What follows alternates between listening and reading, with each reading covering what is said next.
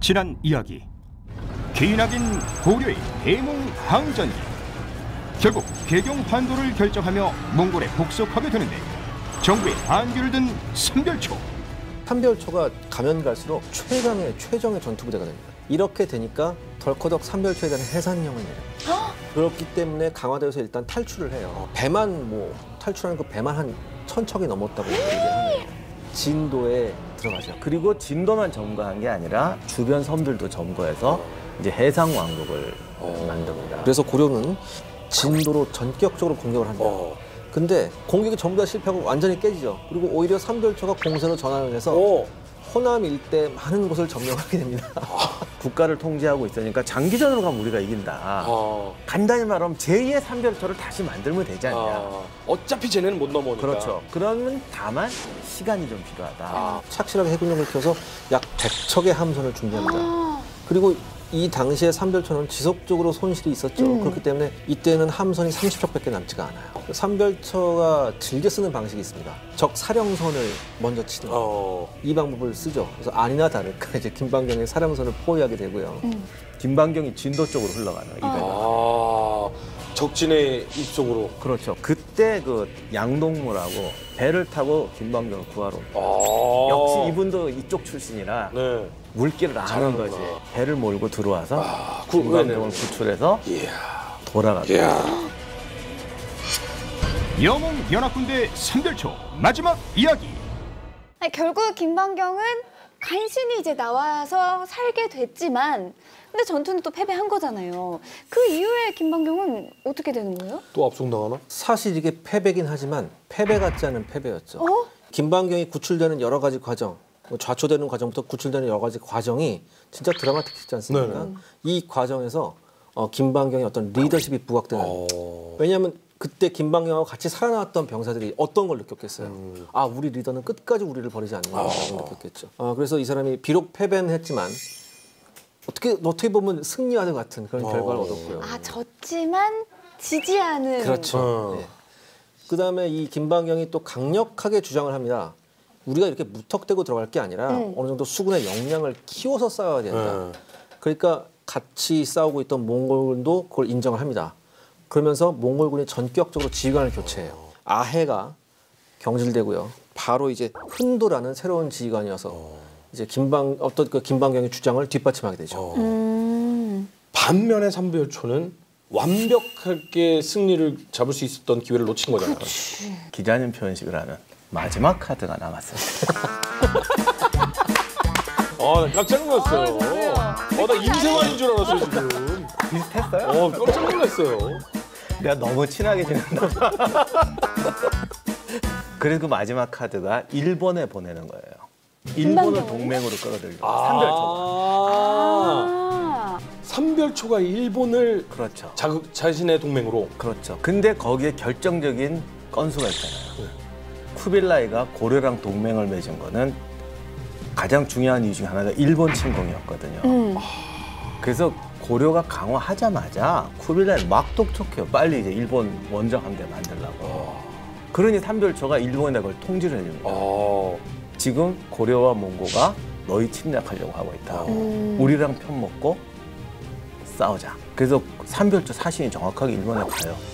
그리고 여기서 재미난 게 자기네 삼별초가 왕을 세웠잖아요. 이걸 황제로 지칭을 해요. 진도 황제라고는 안 했겠지. 그러니까 고려국이라고 했겠죠. 고려국 황제가 이제 정보를 준다. 그 정보를 주는 조건으로 진짜 같이 싸우자. 근데 뭐 그렇게 충분히 생각할 수 있죠. 그렇죠.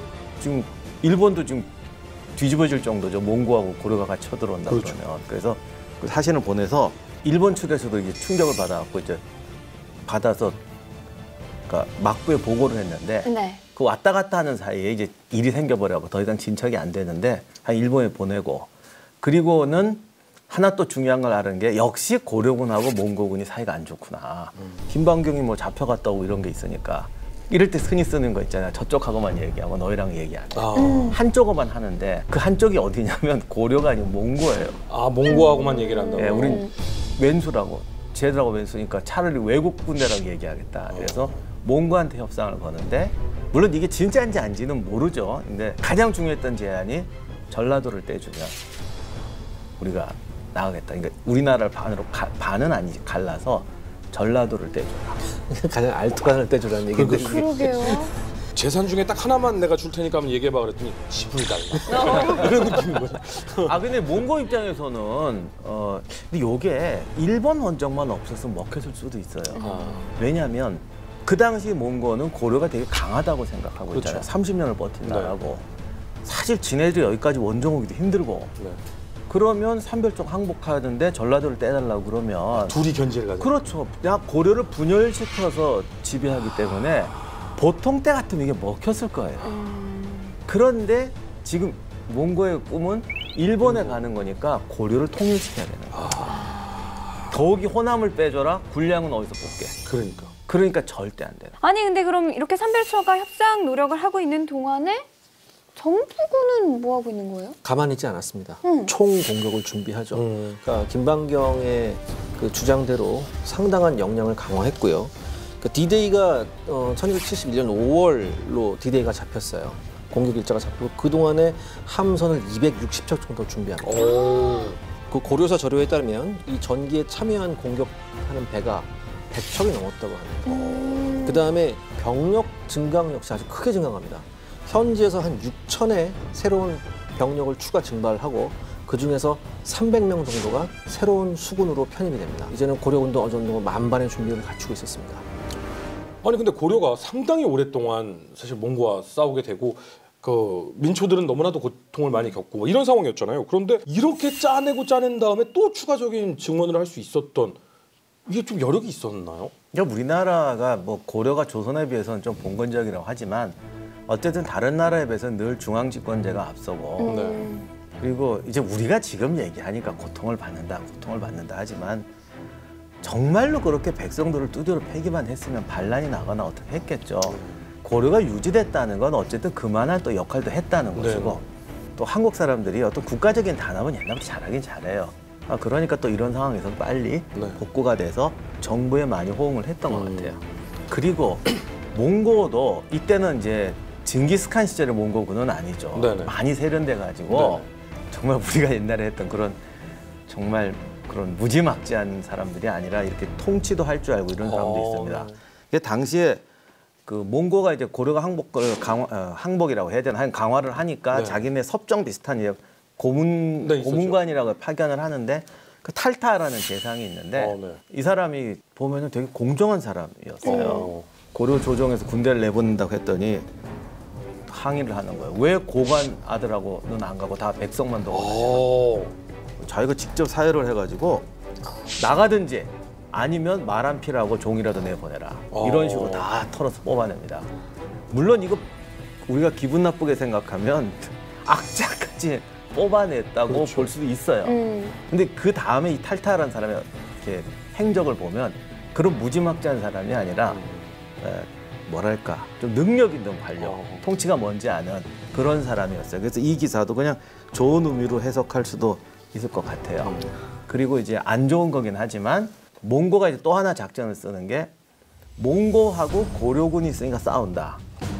과거에 몽고에 이미 오랫동안 잡혀갔거나 몽고에 항복했던 사람 있잖아요. 이 사람들을 갖고 원나라 거주 고려인 이 부대를 또 만들어 파견을 합니다. 그래서 세 종류의 군대가 거기 집결하게 돼요. 많은 역사학자들이 이런 얘기를 하더라고요. 그러니까 몽골이 세련되면 세련될수록 그 전투력은 약해진다. 그런 얘기를 많이 했어요. 그렇지, 좀 막 싸우는 게 강하니까. 네, 그러나 이때는 그게 어떻게 장점들이 결합이 돼서 잘 됐던 것 같은데 정말 이제 문제 인물이 하나 등장하는데 원나라에 투항했던 고려인들 중엔 잡혀간 사람도 있지만 적극 협력자도 있거든요.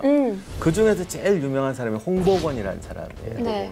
그 사람의 아들 이제 이름도 이제 원나라식으로 바꿔서 홍다구인데 이 홍다구가 사령관으로 자기 가병을 거느리고 참전하게 돼요. 그래서 제3의 군대가 오게 되죠. 군세가 장난이 아니었겠네요.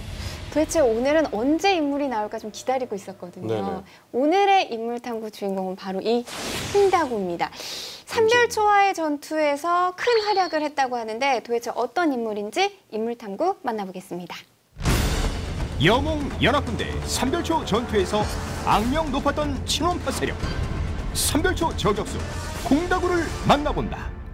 진도 공격에 참여한 홍다구. 일단 이름이 굉장히 네네. 특이해요. 그러니까 어려서부터 전쟁터에 나갔었어요. 어려서부터 전쟁터에서 잔뼈가 묻었죠, 이 사람이. 특히 1261년에 그러니까 부친의 관직이 있었어요. 부친이 먼저 네네. 왔었으니까 부친의 관직 이름이 관령기부 고려군민총관이라는 대단히 긴직한 이름이 근데 있었어요. 총관이라고 하니까 왠지 꽤나 높은 직책. 그렇죠. 그러니까 고려의 군민을 관장하는 거의 사령관 급이에요. 총독에 가까워요. 총독이군요. 예, 그러니까 군과 민을 나누지 않고 이 총자가 들어가면 되게 군사력하고 민사를 같이 가진 총독에 가까운 일. 그러니까 이거를 아버지 그 직책을 그대로 승계를 합니다. 그다음에 1269년에 당시 고려의 국왕이었죠. 원종이 이제 이면을 제거하고자 했을 때 도움을 요청한 사람이 바로 이 홍다구예요. 그래서 그러니까 어떻게 보면 그 봉주의 둔천 총관부의 군을 주둔하면서 그러니까 이제 도와주게 되는데 이때부터 이 홍다구는 어떤 그 고려의 부원 세력이라고 할까요? 왜 맨날 우리 예전에 뭐 부원배 그런 말이 있었잖아요. 네. 이 부원 세력의 핵심적인 인물로 떠오르게 됩니다. 그리고 아까 윤전 아나운서께서 말씀하셨듯이 삼별초 난에서 그 난을 진압하는데 가장 결정적인 역할을 하는 인물이 되죠. 자, 그런데 이 홍다구가 부친의 관직을 물려받았다고 했잖아요. 그럼 역시나 부친 역시도 친원파라고 해도 되는 건가요? 부친만이 아니라 할아버지부터.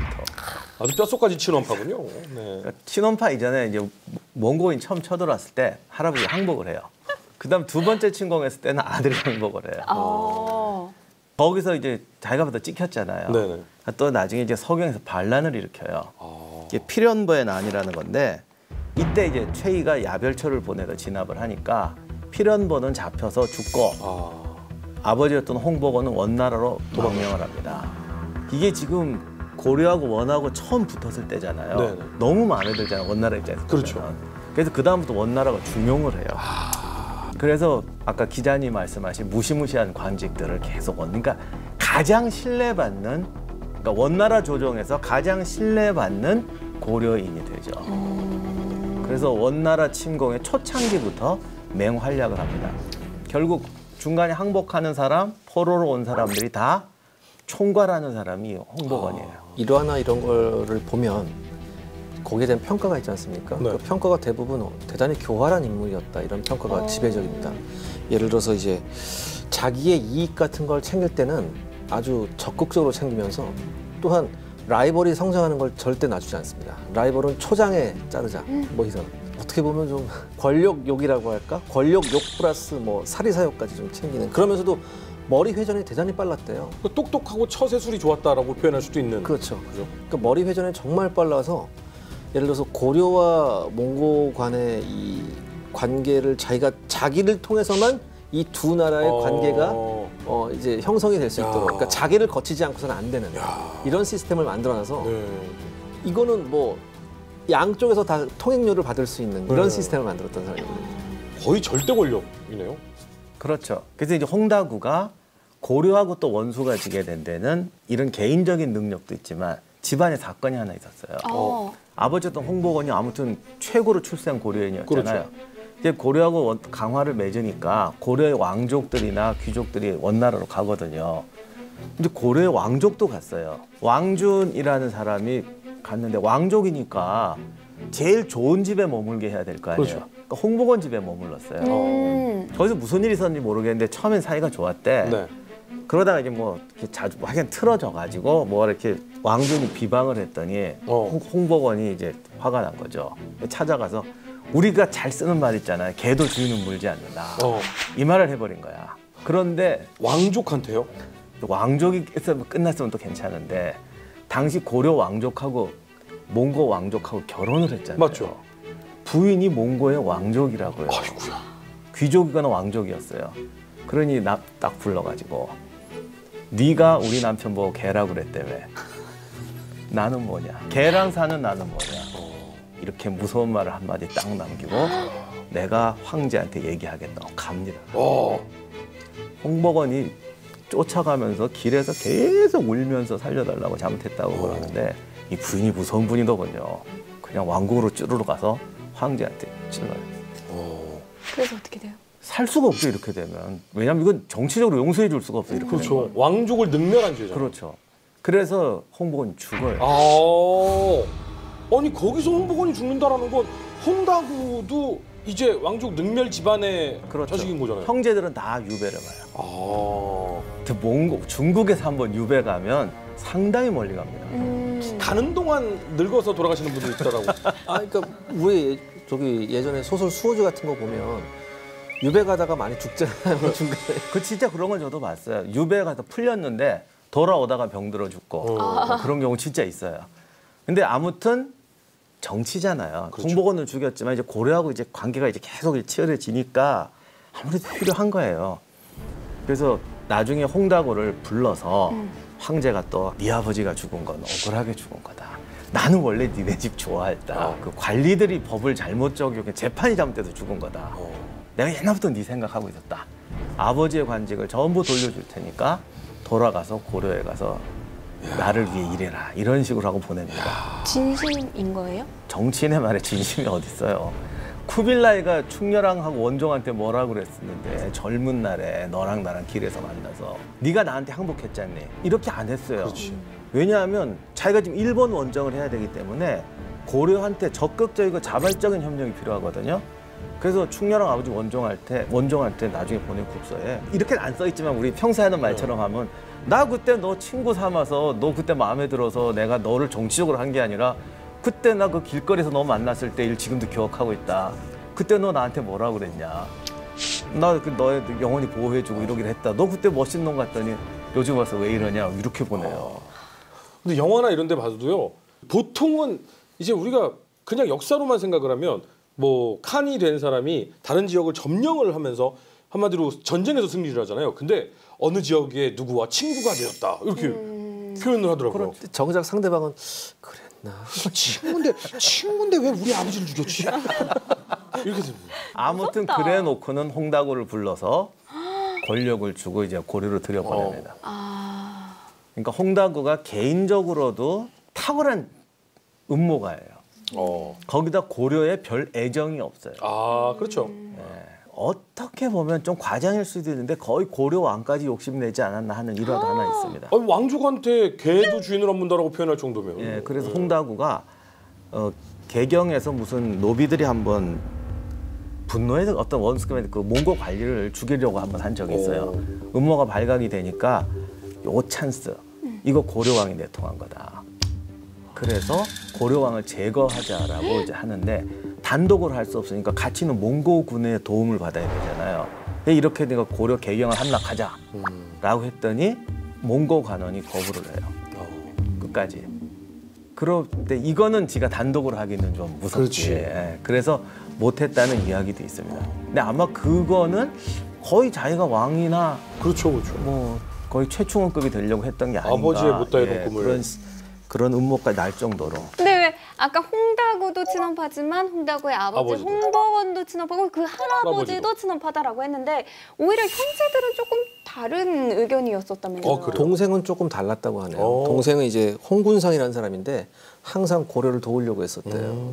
특히 이제 고려의 이제 왕주는 좀 원망하고 미워하지만 그렇다고 해서 내가 나라를 배반할 수 없다. 뭐 이런 얘기를 했었대요. 또 다른 형제 홍음삼의 이제 삼자 세 번째 아들인 홍바트루. 바트루라고 하면 전형적인 이제 몽골식 이름이죠. 이 홍바트루도 이제 고려로 파견됐어요. 근데 이 사람의 직책이 뭐였냐면 일본 원정을 위해서 함선을 만드는 역할이었어요. 그걸 감독하는 직책이었는데 이 백성을 괴롭히는 직책을 맡아서 정말 괴롭다 이런 얘기를 좀 했다고 하네요. 그러니까 나무를 베어와라, 건조를 해라라고 이제 약간 노예처럼 부리는 역할을. 더군다나 홍군상 같은 경우에는 이제 일본 원정이 실패하니까 재차 또 일본 원정을 준비할 수 있잖아요. 이거를 중지시켰다고 하더라고요. 그래서 고려는 이제 홍군상을 뭐 최고의 1등 공신으로 이렇게 했다. 뭐 그런 얘기도 있습니다. 그 조선 초기에도 중국에 이 원나라 이것 때문에 나중에 계속 가니까 고려 사람들이 출세한 그 환관들이 있어요. 그럼 조선에 사신으로 오는 건 이 조선 환관들이 오거든요. 대부분 명나라 관료보다 더 못되게 굴어요. 더 잘하니까. 근데 그때도 보면 세 종류가 있는데 그래도 내 조국이다 해서 어떻게든 막아주고 도와주려는 관료가 있고 진심으로 도와주는 건지 모르지만 그런 거 있잖아. 여기도 베풀고 자기 거 챙길 거 네, 챙기고. 자기 챙길 거 챙기고 이런 사람이 있고 미친 듯이 더 악질적으로 챙겨가는 항상 세 종류가 있었다고 그러더라고요. 자, 이제 어찌됐든 본격적인 이야기는 전투입니다. 삼별초는 이제 풍전등화네요.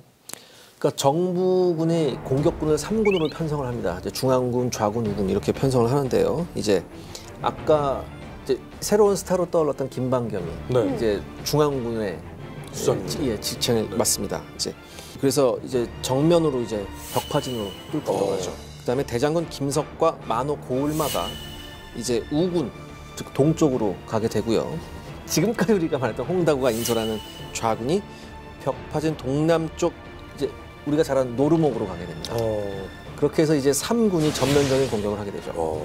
근데 벽파주는 화면에서도 봤었지만 정말 이렇게 둘러싸여서 협공당하기 너무 좋은 위치잖아요. 사실은 요새죠. 근데 이것도 가만히 보면 김방겸과 헌도 그러니까 여몽연합군의 사령관 주력은 정면 공격을 하고 네. 이제 고려군 만호와 홍다구 군대가 좌우로 파고 들어가는 거죠. 네. 그 진도의 전설에는 뭐 고을마가 물속으로 헤엄쳐 들어와서 뭐 유리처럼 성문을 열었다 뭐 이런 얘기도 있다는데 주력군이 정면에 고착시키고 전형적인 전술이잖아요. 네네. 다른 부대가 좌우로 가서 이 좌우 부대가 굉장히 맹활약을 하는데 문제는 이 바람에 홍다구한테 잡힌 관원과 포로들의 문제예요. 구해줄 마음이 없잖아요, 이 사람은. 고려인이 아니라니까요. 여기서 이제 문제가 포로들을 되찾아와야 되는데 거기 삼별초도 있지만은 삼별초인데 잡혀간 가족들, 부인들, 딸들도 있잖아요. 이 사람들을 되찾아야 되는데 고려군이 잡으면 고려 포로예요. 몽고는 원래 약탈로 단련된 군대 그렇죠. 아니에요. 몽고군이 잡으면 몽고군 포로예요. 이러니까 누구한테 포로가 되느냐에 따라서 이 운명이 바뀌어요. 그러네. 근데 홍다구한테 잡히면 이도저도. 아니죠. 이거 몽고군보다 더 몽고군한테 악질이에요. 최악이죠, 최악. 최악이에요. 제일 많이 죽였대. 왜냐하면 나 많이 죽였다고 보고 하는 게 최고의 공이니까. 아니 그러면은 이때 삼별초는 좀 어떻게 대응을 하고 있어요? 기록을 보면 당하긴 확실히 당했어요. 정면으로 들어오는 주력군에 집중하다가 이 좌우로 들어오는 군대를 놓쳐요. 그러니까 이쪽에 도망가면서 원군을 청할 거 아니에요. 이쪽에서 들었네? 오다가 군대가 뒤에 엉켜버려요. 그 틈에 더 싸우지 못하고 빨리 무너집니다. 근데 삼별초가 어떠한 약점을 좀 가지고 있는 게 결정적인 패인이 되었던 약점이 뭐였던 건가요? 일단 병력이 부족했던 것 같아요. 수적으로 예, 일단. 이렇게 되고 아까도 말씀드린 진도가 넓으니까 다 방어는 못하니까 포구를 막아놔야 될 거 아니에요. 네. 왜냐하면 이제 고려 수군이 아까 말씀하셨던 200척이나 함대 증설을 했잖아요. 그러면 진도의 어떤 포구에도 상륙해서 이제 육지로 들어올 수 있습니다. 그렇죠. 그래서 진도의 여러 포구를 지켰던 것 같아요. 나중에 진도가 함락된 다음에 제주도로 탈출하는 부대가 있는데 그 진도에 가면 전설에 의하면은 저기 금갑이라는 곳에서 주력 부대가 탈출했고 저 남도산성이라는 데서 배중선이 전사했다고 되는데 요거는 조금 전설이 사실하고 많지만 좀 의문이 있습니다만 네. 좌우간 지도로 보면은 벽파진의 완전히 반대편이에요. 이건 뭐라는 뜻일까요? 주요 항구마다 삼별초 군대가 분산돼 배치되어 있다는 거죠. 안 그래도 병력이 전세 분산까지 돼 있었던 거군요. 그러니까 정면에 군대를 막으려고 몰렸다가 좌우가 공격을 당하니까 뚫려버리는 거예요. 그러니까 저 틈에 또 홍다구가 기습적으로 상륙에 성공을 합니다. 오. 기습적으로 상륙에 성공을 해서 포구에다 불을 준 거예요. 그러니까 이게 더욱더 이 어떤 혼란을 부추겼겠죠. 근데 재밌는 게 보통 중군, 우군, 좌군 하면 중군이 가운데 있고 우군이 오른쪽, 좌군이 왼쪽이어야 되는데 중군이 맨 오른쪽, 그러니까 맨 위쪽에 상륙을 저게 하네요. 사실은 정확한 현지는 모르고 아. 현지의 구전에 따라서 네. 한 거기 때문에 물론 구전이 다 틀린 건 아니에요. 그리고 중군, 좌군, 우군도 뭐 전쟁하다 보면 위치가 바뀔 수도 있어요. 위치가 바뀔 수도 있고 거짓으로 흘릴 수도 있고 하니까 이렇게 제일 어려워요. 역사에서 그 구전을 어디까지 믿어야 되느냐. 믿지 않을 수도 없고 100% 믿을 수도 없는 경우가 좀 있는데 뭐 아무튼 중요한 거는 벽파진으로 들어간 건 확실하고 현재선 저렇게 말하는데 어쨌든 양쪽으로 어떻게 들어갔겠죠. 그러니까 그 하나 좀 삼별초 입장에서 좀 안타까운 게 장항이 불타니까 현재 상황을 조금 파악해 보려는 노력을 조금 했었으면 됐을 텐데 당황해서 거기 지키던 삼별초가 도망을 갑니다. 그러니까 더 혼란이 크게 됐어요. 우리가 지금까지 알고 있던 삼별초는 최강의 부대였는데 이 얘기는 뭐냐면 이미 삼별초는 초조함 속에 빠지기 시작했어요. 그리고 하나의 포구가 불타서 점령됐다는 생각이 들자마자 쉽게 말해서 이제 정신적으로 무너지기 시작하는 거죠. 더군다나 가장 최고의 지도자인 배중손이 전사했다는 소식이 전체에 퍼지자 우리 지휘관이 죽었으면 끝났다라는 생각이 이제 팽배하게 되죠. 근데 그러니까 지휘관 죽었죠. 항구 불타죠. 도리가 없죠. 이 정신을 이겨내기는 진짜 쉽지 않은 것 같아요. 생각하기 나름이라서. 기록에는 안 나오지만 제가 고려군 입장이었다면 충분히 그전에 심리전도 했을 것 같아요. 왜냐하면 그 지금 벽파진 가면 딱 뒤에 언덕이 하나 있거든요. 거기 이제 명랑 이순희 장군 그 기념 비가 있어요. 거기 있으면 건너편이 빤히 보여요. 네. 고려군이 지금 수군을 훈련시키면서 배를 만드는데 배만 만들었겠어요. 앞에서 이 훈련도 했겠어요. 시운전도 해야 될 거 아니야. 위력 정찰하고 막 그러니까. 그리고 아까 얘기했지만 호남에서 상당한 병력을 징발을 했거든요. 그건 그 지역 물길을 아는 사람들이라는 거죠. 이거 왔다가 옛날 배는요 딱 보면 알아요. 저게 초보자가 우리도 알잖아. 초보 운전인지 베테랑인지 이거 다 보는 거야. 그러면 당장 알죠. 야 전에는 저런 배가 10척도 안 됐는데 지금은 100척, 150척이 충분히 능력을 갖췄구나. 그렇죠. 몇 개월간 이렇게 보니까 이게 훈련하는 게 질이 다르잖아요. 옛날하고. 그러면 이쪽에서는 벌써 이젠 틀렸다. 그러면 전투가 시작되면 달아나자든가 이런 생각을 하는 사람이 상당히 생깁니다. 그래서 이럴 때 좋은 게 야간 기습이에요. 밤에 기습하면 안 보이니까 이 도망갈 생각을 하고 있던 사람들은 기다렸다는 듯이 튀어요. 그래서 야간 전투는 반드시 어둠을 이용해서 하는 게 아니에요. 훈련이 안 된 군대일수록 야간 전투가 벌어지면 안 보이니까 튀어요. 용감한 사람도 안 보이고 내 옆에 있는 쟤를 믿을 수 없는데 싶은데 불러봐도 대답 없으면 튀어요.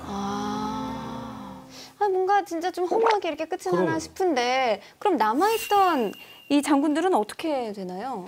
진도 전설에 따르면은 배중선은 그 벽파진이 아니라 최후 저항하느라고 그 남도 정말 반대편 끝이거든요. 거기 가서 싸워서 전사했다고 돼 있어요. 그 전사했다는 저 남도 산성이라는 데는 조선시대 해군 기지예요. 작은 기지인데. 저 남도 산성에 가면 지금도 성 있고 배중선 사당도 있고 그런데 그 옛날 그 조선시대 해군 기지가 있던 그 만을 보면 특징이 있어요. 정말 좁고 입구가 정말 좁아요. 그러니까 보면 다 입구가 좁죠 이런 만. 근데 특별히 좁아서 배 조금밖에 못 들어오는 그런. 그래서 정말 저기서 죽었든 안 죽었든 간에 저기에 그 삼별초 군대는 반드시 있었을 거예요. 그리고 저렇게 반대편에 있던 군대들이 살아남아서 이제 이선으로 아마 대비가 있었겠지. 정모하면 가자. 그래서 이 사람들이 이제 제주도로 갑니다. 자, 일부 생존자들이 그러면 이제 제주도로 이제 후퇴를 하게 된 건데 제주하면은 삼별초가 해상 세력을 넓히기 위해서 제주가 이미 좀 터전이 있었다라고 하던데요. 그러니까 이것이 당시 1270년 11월에 삼별초 한 장군이 소급 부대를 거느리고 이미 제주도에 상륙을 해서 거점 확보 노력을 합니다. 군사 기지도 만들고 주민도 위모하고 자기 편도 끌어들이고 이런 걸 하고 있었던 거죠. 아니 근데 그럼 이때 정부군은 삼별초가 제주도로 간 거를 알고 있었나요? 나름 예측을 했습니다. 나름 예측을 해서 영광 군수 김수를 이제 파견해서 제주 수비를 하게 하는데 이게 말이 파견이지 파견한 병력이 한 200?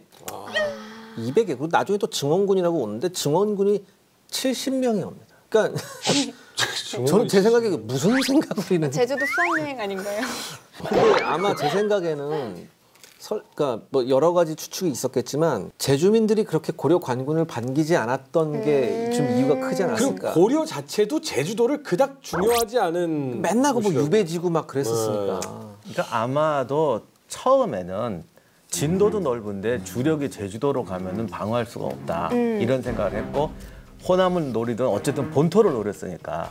근데 이게 전황을 보니까 이게 안 되겠다 싶으니까 사실 진도에서 장기적으로 버틸 수는 없잖아요. 그렇죠. 그때 제주도 생각이 난 것 같아요. 차라리 그럼 제주도로 들어가서 주민들을 우리 편으로 만들어서 이걸 완전히 독립시키자 이런 생각을 했던 것 같은데. 제주도 되면 진짜로 그냥 나라 하나를 세울 수 있는. 그렇죠. 그러니까 정부군도 그 전략이 뻔하니까 왜 소부대를 보냈겠어요? 지금 다 소부대가 가서 제주도민을 어떻게 설득해서 고려에 붙을래, 독립왕국할래, 이제 이 작전이 시작된 거죠. 자, 그럼 결국은 제주 자체는 그 정부군 입장에서는 여기를 함락해라, 삼별초를 징벌해라, 뭐 이게 아니라 제주도민들한테 그렇죠. 너희들 어떻게 할래라는 정도의 지금 파견군만 한 상태잖아요. 완전 선거전 벌어진 거예요. 네. 서로 한쪽에 이만큼씩 주둔해가지고 네.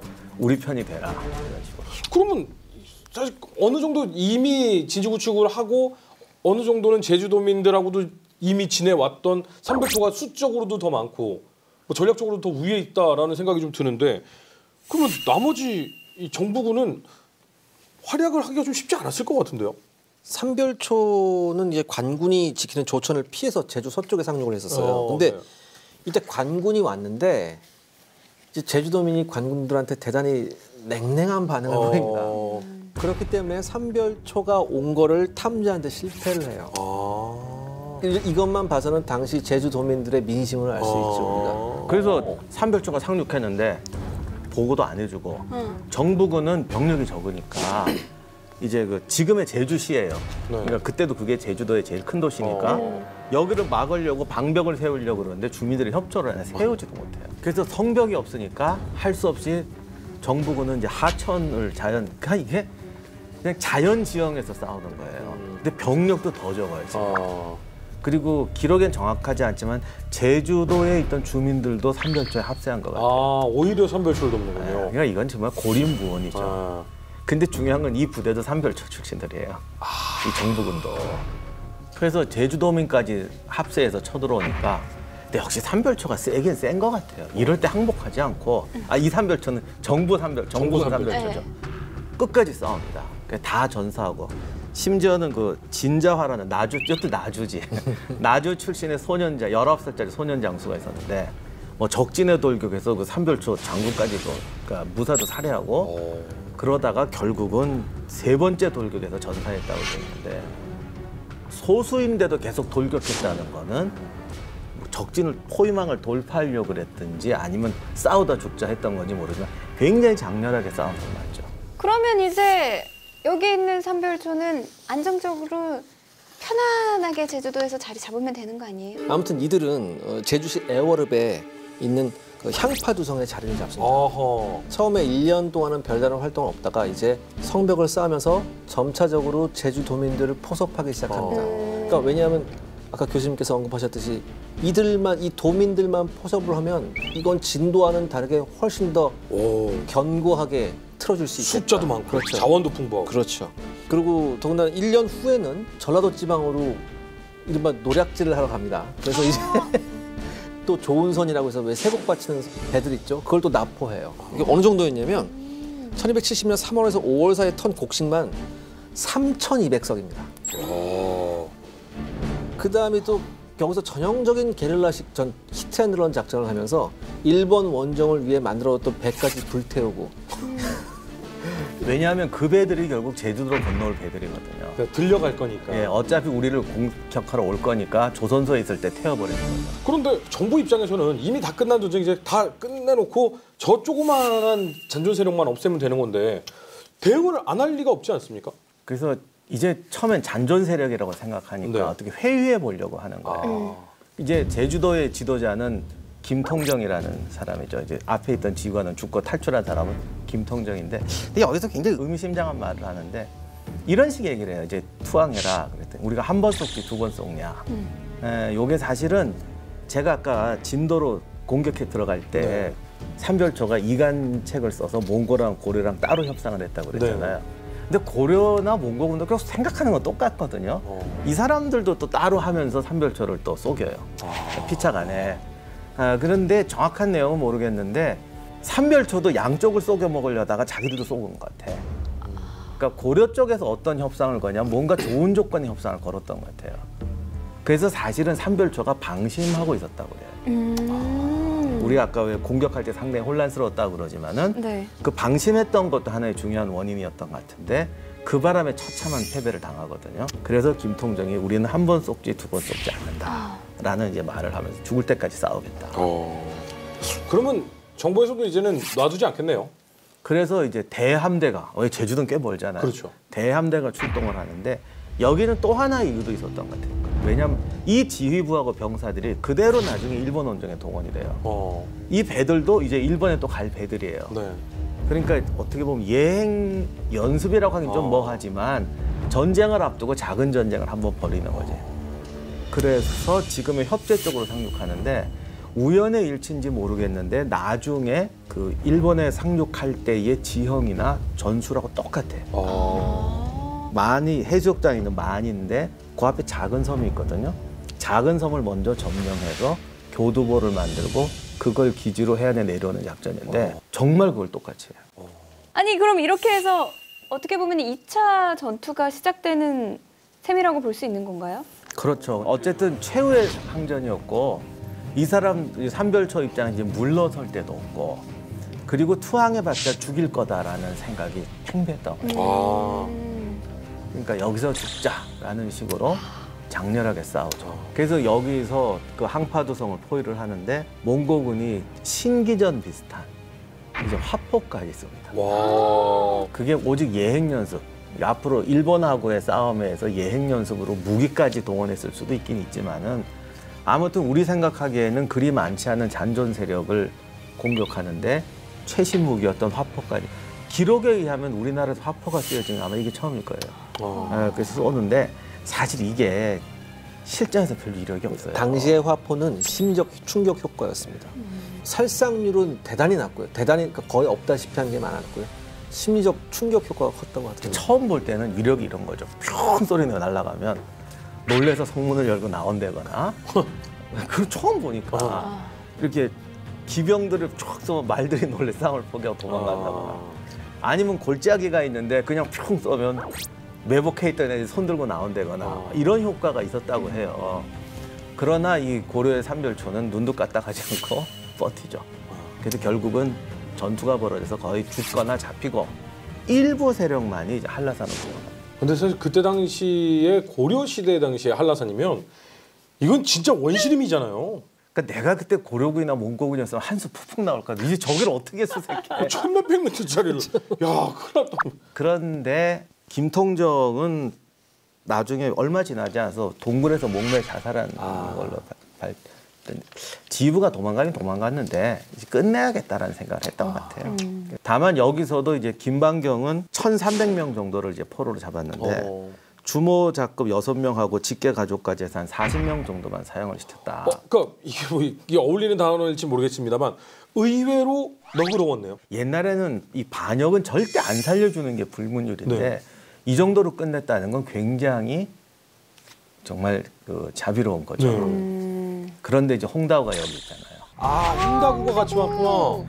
이 아저씨는 잡은 족족 다 죽여요. 못돼. 진도 함락할 때도 삼별초에 납치돼서 억지로 왕이 됐던 왕원이라는 왕원. 사람 있잖아요. 고려 왕실에도 그 사람을 당시 판단은 저기 잡혀간 거지 이건 주동이 아니다. 그래서 살리려고 했대요. 더욱이 왕원의 형제는 당시 원나라에 있었거든요. 네네. 자기 아들들, 그러니까 왕원의 조카들을 일부러 사령과 둘이나 보내서 꼭 구해와라 라고 특명을 내려서 보냈는데 홍다구군이 먼저 잡아버린 거예요. 어떡해. 그리고 잡는 것보다 죽인 게 자기 공이 크잖아요. 왜냐하면 잡았더니 나 억울합니다. 그럼 이건 구출 공로밖에 안 되고 죽이면 삼별초에 적국의 왕을 죽이게 돼요. 그래서 왕원을 죽여버려요. 근데 이렇게 항상 전쟁이 일어나고 나면은 포로들이 남잖아요. 이렇게 기나긴 몽골전을 통해서 몽골에게 잡힌 포로들도 많을 것 같은데. 정말 많았습니다. 가장 가슴 아픈 대목입니다. 그나마 이제 고려군에 잡히거나 했던 사람들은 어떤 그 목숨을 부지할 수 있었고 뭐 가게를 부지할 수도 있는 경우가 있었는데 몽골군에 그러니까 이 유목민족이 항상 그거잖아요. 약탈하거나 그러니까 전쟁 중에 잡은 포로는 전부 다 노예잖아요. 무조건 그렇죠. 노예잖아요. 또 내 개인적인 소유물이 돼버린단 말이에요. 그래서 생사열탈권을 자기가 갖고 있기 때문에 살아도 노예, 죽으면 그냥 죽는 거고요. 정말 많은 숫자가 몽골군의 포로가 돼서 노예로 끌려가요. 그다음에 홍다우 같은 경우는 아까 말씀하셨듯이 전부 다 죽여버렸고. 이들이 뭐 나중에 뭐 돌아오거나 도망치거나 하는데 돌아와서도 이들은 가족들에게도 또 버림을 한 번 더 받는 신세가 돼요. 왜요? 관료들이 나간 날 삼별초가 반란을 일으켜서 부인과 딸들 납치해 갔다고 그랬잖아요. 그랬더니 뭐 부인하고 딸이 잡혀갔으니 네. 막 통곡을 했대요. 네. 그리고 진도가 함락되는 게 1년 정도예요. 네. 그새 다 세장가를 들었다고 그러더라고. 남자들은 왜 그래요? 뭐 난 아니에요. 난 아니야. 여기 한 명 대답 못했다. 네? 그래서 돌아온 게 딸들은 또 받아주는데 부인은 다 내쳤다는 거예요. 근데 딸도 결혼한 딸들이 있을 거 아니에요. 그렇죠. 그러면 또 사위한테 내침 당하는 거겠죠. 그리고 또 안타까운 게 결국 몽골의 이 노예가 된 사람들은 예전에 임 소장님께서 말씀을 하신 적이 있지만 가는 길에 절반 이상이 죽는다고 하잖아요. 너무나도 고통스럽고 힘든 여정이 되다 보니까. 근데 아무튼 자기 친인척들을 되찾았는데 안 돌려주니까 그거 일반 백성이 아니라 네. 고급 관료의 지금 친척들도 네네. 있다고요. 그래서 원나라 조정에 이제 고려 재상에 나온 문신들이 정식으로 요청을 해요. 항의를 하는 거죠. 황제가 명령을 내려서 그럼 돌려줘라. 그래서 아까 왜 고려 재상들도 참전해라고 했던 그 원나라 재상급인 탈타라는 사람이 네네. 직접, 그러니까 이 사람이 훌륭한 사람이야. 직접 진도까지 가서 황제의 명령에 얘를 다 풀어줘라 그랬어요. 그랬더니 사령관이 못 풀어준다고 반항하는 거예요. 그 마지못해 재상에서 막 말다툼까지 싸웠대. 이 사람은 그래도 고마운 사람이죠. 그렇죠. 그랬더니 또 어떻게 했는지 아세요? 쓸 때 이랬을 거 아니야. 뭐 그 사람들 중에는 이 고려 문신의 부인, 뭐 형제 딸들이 잡혀간 사람도 있을 테니까 얘들은 풀어줘라 그랬어요. 족보를 조사해서 이모, 그러니까 거기 언급 안 한 그건 또 안 풀어줘. 여기 부인하고 딸들만 풀어주라고 했잖아. 이모는 언급이 없잖아. 이래가지고 또 안 풀어주고 이런 식으로 해서 다 석방되지 못하고 끝내 몽골로 가고 석방된 사람은 또 어떤 사람들은 또 집에서 내치고 이제 이러죠. 결국 이렇게 해서 유목민족의 끝판왕 몽골과의 기나긴 여정이 끝이 났습니다. 오늘도 또 의미를 좀 되짚어 봐야 될 텐데 삼별초 항쟁을 통해서 우리가 얻을 수 있는 뭐 군사학적 의미 아니면 좀 역사학적 의미 어떤 게 있을까요? 이 삼별초의 난을 제가 준비를 하면서 저는 정말 많은 혼란을 겪었습니다. 초반에 제가 말씀드렸듯이 이것이 어떤 내전 형태인가 아니면 이것이 정말 끝까지 몽골에 대항한 것인가. 그리고 그 와중에서 또 하나 역시 민초들은 이 과정에서 또 갈려나간다. 그럼 뭐 무신 정권도 사실 과연 그 대몽 항쟁이라는 게 단지 그들만을 위한 항쟁이냐? 우리 지난번에도 그 얘기를 했지만 이것도 딱 둘 중에 하나 판단하기 어려운 것이고 삼별초로 가면 이제 점점 더 혼란스러워요. 그렇죠. 예. 그런데 전쟁이라는 것은 취미로 하는 것이 아니고 결국은 어떤 경우든지 극단적인 선택 속에서 하는 거예요. 약소국이라든가 패전하는 경우는 더더욱이 지금 극한적인 상황에 몰리게 되는 거죠. 그래서 전쟁이 비극인 가장 중요한 이유는 정상적인 가치관을 가지고는 판단할 수 없는 일이 생긴다는 거죠. 그거는 다시 말하면 나는 합리적으로 이렇게 하고 싶은데 선택이 없는 거예요. 그래서 우리가 그 선택되지 않는 상황에다가 놓고 이것이 옳으냐 그러냐고 잣대를 대는 게 어떻게 보면 가장 잔인한 짓일 수 있어요. 그런 상황이 오지 않도록 하는 것. 첫 번째는 전쟁이 안 나게 하면 더 좋겠지만 두 번째는 전쟁을 해도 약하고 불합리하거나 또는 내적으로 모순이 많아서 민초들이 당하는 고통 중에 제일 슬픈 거는 제일 많이 죽고 고통당한다는 것도 있지만 올바른 선택이라는 걸 도무지 할 수 없게 한다는 거예요. 리더가 없으니까. 예. 이거는 완치하는 방법이 없는 것 같아요. 팔을 하나 자르든지 두 다리를 다 자르든지 이런 식의 어쩔 수 없는 상황을 선택을 할 수밖에 없는 상황을 만드는 것이 약소국의 전쟁이다. 그것을 요거를 놓고 어느 것이 옳았느냐 싸우고 하지 말고 이런 상황이 오지 않도록 해야 된다. 이것이 가장 중요한 역사의 교훈이라고 생각합니다. 그러니까 저도 정말 동감하는 게 왜냐하면 이 고려가 유목민족한테 몽골 한 번만 당한 게 아니었잖아요. 계속해서 북방의 유목민족이 계속해서 쳐들어왔으면 거기에 대해서 어떤 솔루션을 내놓을 수 있었는가. 전 그거를 한번 좀 신랄하게 되짚어봤으면 좋겠어요. 자, 저희가 여몽전쟁에 대해서 몇 주 동안 쭉 배워왔습니다. 정말로 느껴지는 것도 많고 좀 가슴을 치게 되는 일도 정말 많이 있었는데 제가 인터넷 댓글 중에 가장 많이 보는 댓글 중에 하나가 뭐냐면 빨리 좀 올려달라. 늦으면 일 안 하냐? 엄청 댓글 올라옵니다. 그런데 이거 빨리 보시고 싶으신 분들은요. 본방부터 시작해서 다시 보기까지 굉장히 빨리 올라오는 게 저희 국방TV 어플리케이션이거든요. 맞아요. 네, 어플리케이션 이용하셔서 본방을 그냥 보셔도 되고 그리고 다시 보기도 금방 올라와요. 그러니까 요거를 이용해서 좀 많이들 보시면은 급하지 않으셔도 된다. 라는 점 꼭 전달해드리고 싶습니다. 맞습니다. 수요일 저녁 8시 국방TV에서 본방사수를 하는데요. 사실 사람들이 아니, 우리 집에 TV가 없다. 외국에 살고 있다. 이런 분들이 좀 많더라고요. 네. 그런 분들에게 이 앱이 굉장히 좋지 않을까. 휴대전화로 볼 수 있습니까? 네, 본방도 보실 수 있고요. 유튜브보다도 조금 더 빨리 올라온다고 하니까요. 좀 많이 좀 보고 싶으신 분들은 앱을 깔면 좋을 것 같습니다. 다음 이야기. 지금까지도 분쟁이 끊이지 않는 지역 중동. 광활한 사막을 둘러싼 50여 년간의 대전투. 중동전의 베일을 벗겨본다. 1차 중동전. 시온, 영어로는 자이언이죠. 근데 이 시온으로 돌아가자. 언젠가는 하나님의 나라가 만들어진다. 1948년 5월 14일에 이스라엘이 건국 선언을 합니다. 아랍 입장에서는 재앙이죠. 여기에 이집트군이 공격을 시작합니다. 무려 4대의 전차. 그때 거기를 지켰던 병사가 39명에서 한 45명 정도요. 예? 그 중에 12명은 여자였어요. 예? 그 여자 중에는 할머니도 있어요. 근데 전차 부대가 들어갔다고요? 이건 전투도 아닐 것 같은데요. 이집트군이 격퇴됩니다. 네?